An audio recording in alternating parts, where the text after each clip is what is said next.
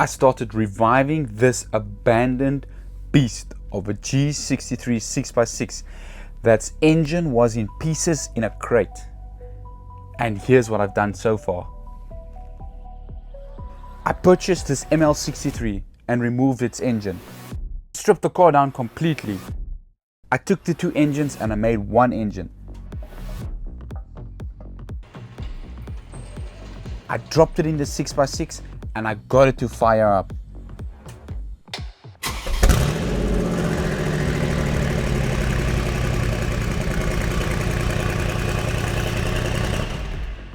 Oh yeah!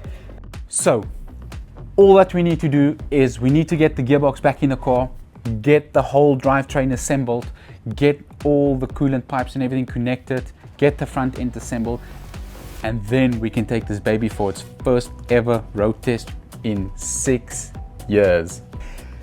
And then the $1 million question, as you guys were asking me in the comment section.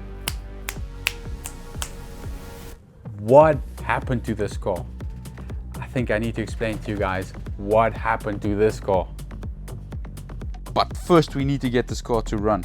So let's get this beast finished up and let's get this beast back on the road. So let's continue with this build where we left off last week. My apologies for a lack of footage on finishing off this car. I unfortunately lost a lot of the footage. So I'll take you guys through the process as good as I can with what I've got. So I'm now unwrapping the torque converter that was covered in plastic just to protect it from dust and grime. I'm now cleaning the input shaft on the transmission to make sure that there's no dirt, because as soon as I slide the torque converter on there and there's any dirt on the shaft, the dirt will be captured inside the gearbox, which we don't want. I'm now carefully sliding the torque converter over the input shaft, making sure that the oil pump and everything lines up perfectly and it's engaged properly so that we can get this gearbox back in the car.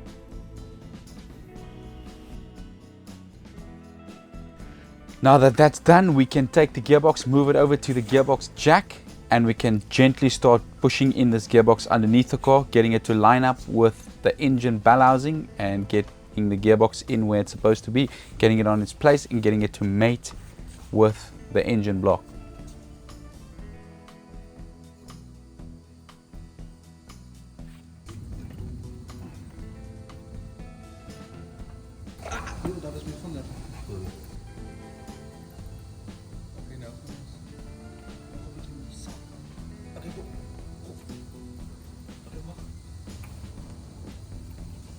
Now carefully jacking up the gearbox, checking all the surroundings, making sure that we don't damage any other components in the area. And oh boy, was this the opposite of an easy job. 3 hours later. Okay, and there's the gearbox in. Still got a bit of tidy up to do. Got some pipes and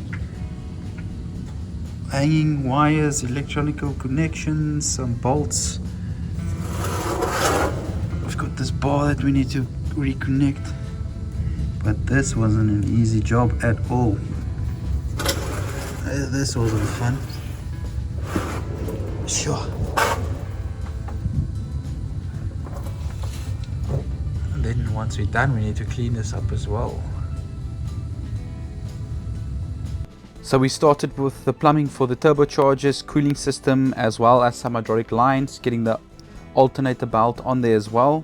And now we've started fitting back the rad pack, aircon condenser, coolers, all those type of things. We started fitting them back to the car as well. Now we've got them all buttoned up. We've got the headlight back in there, headlight cover, and there we basically have our front end complete. Bull bar fitted, all those type of things. Now we need to check and make sure that this is going to work.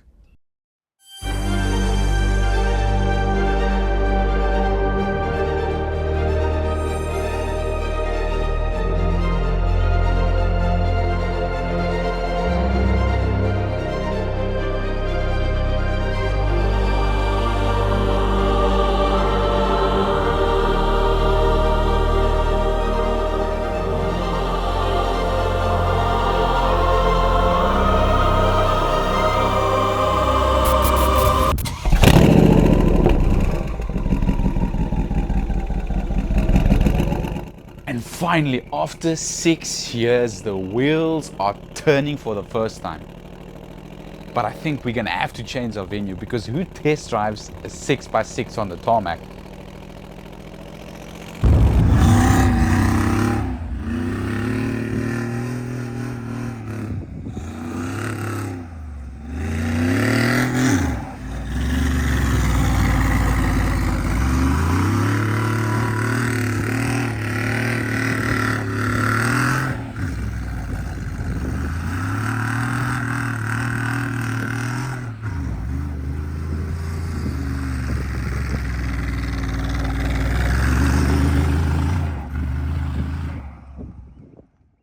What a journey it was.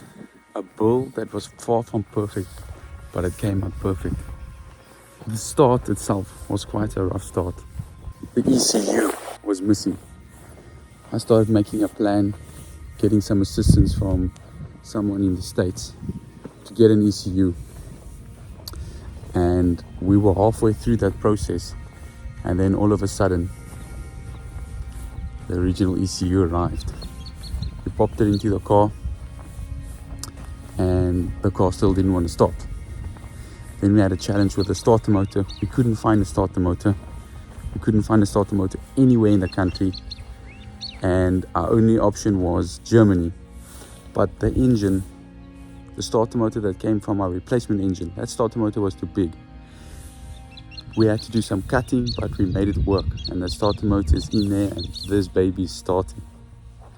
I've noticed a couple of challenges which we're going to sort out, and that's why we're road testing, to make sure that we find all these problems and we solve them.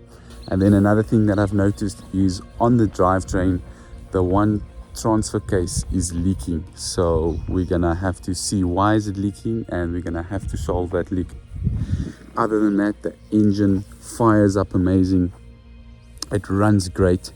We had to drain all the old fuel, we put new fuel into the car, and we've given the whole drivetrain a service. So I'm very happy with that. Engine starts beautifully, performance is there, it runs great, there's no leaks, no smoke, no nothing. It's amazing.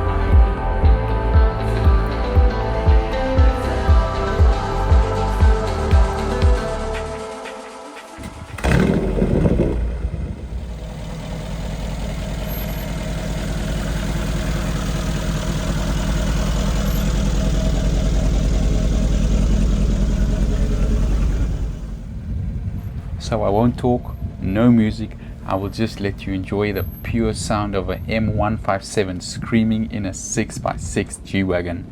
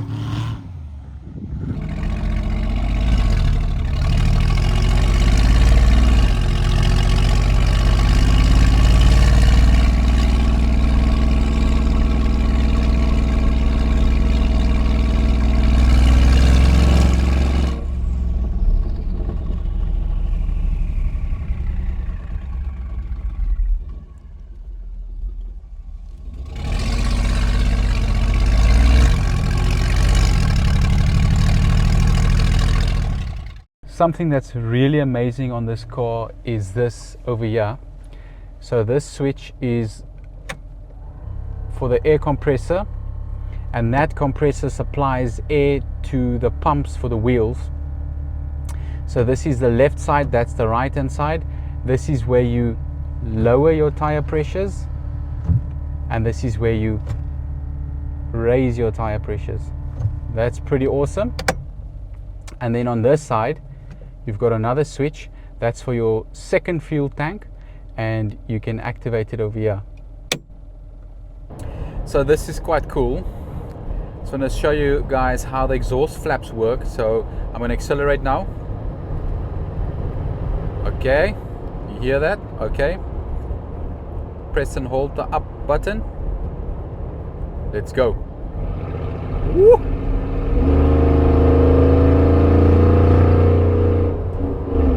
And if you want to switch it off, press and hold the down button. Let's see. Quiet as a mouse. I took a gamble, flying right across the country to go view a car just for an engine, buying the car, getting it down to Cape Town, stripping it down, taking the two engines and making one. And that gamble paid off.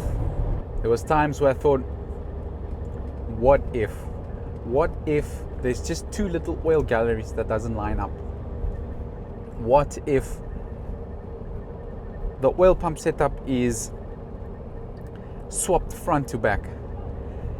And none of those what ifs came to reality. So there we have it. A W166 ML63 AMG engine works in a 6x6 G-Wagon. So what happened to the 6x6? It's very simple. First of all, these cars come with no service plan, no warranty, none of those things. That's the first thing. Second thing, there was an aftermarket exhaust fitted to the car, and there was performance stickers on the car. Doesn't necessarily mean that the car was tuned. So this car went in for an annual service at the main dealers, and there was just a small complaint, and that was a little sound coming from the engine bay. Long story short, it ended up with the engine being removed and stripped. Now, I would say that the main dealers destroyed the evidence because they didn't take an oil sample.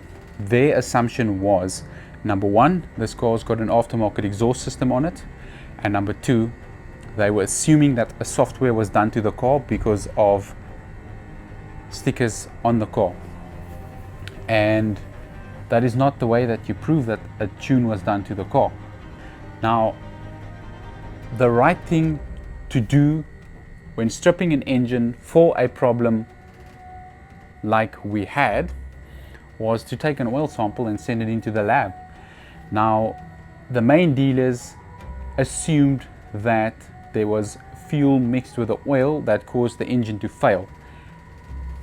I'm saying that I've got the most evidence of everybody on this engine, on this car, because I had an oil sample pulled from the stripped engine. I sent it into the lab, got it tested. So my oil sample that I sent into the lab came back negative, testing for fuel. The only two things that was found in the oil was dust, number one, and number two, there was coolant. But the coolant was there because of the engine that was stripped, the cylinder heads that was removed. We had some coolant running down into the sump and those kind of things. So that messed up the oil sample completely. And if you wanted to use that oil test as evidence to prove that whatever the main dealers were saying was incorrect, you couldn't use it because it wasn't taken in the correct way, because the main dealers basically lost all the oil, which I'm saying they destroyed the evidence. And if you look at the engine wear, the damage to the engine, if it had to be because of oil dilution, because of fuel, then you would have had more damage to all of the bearings, and in this case we only had damage to one bearing that was main bearing number 1 on the crankshaft. That was the only damage. There was absolutely no damage nowhere else on this whole engine. Connecting rod bearings, the rest of the crankshaft bearings, they were all beautiful, absolutely nothing wrong with them.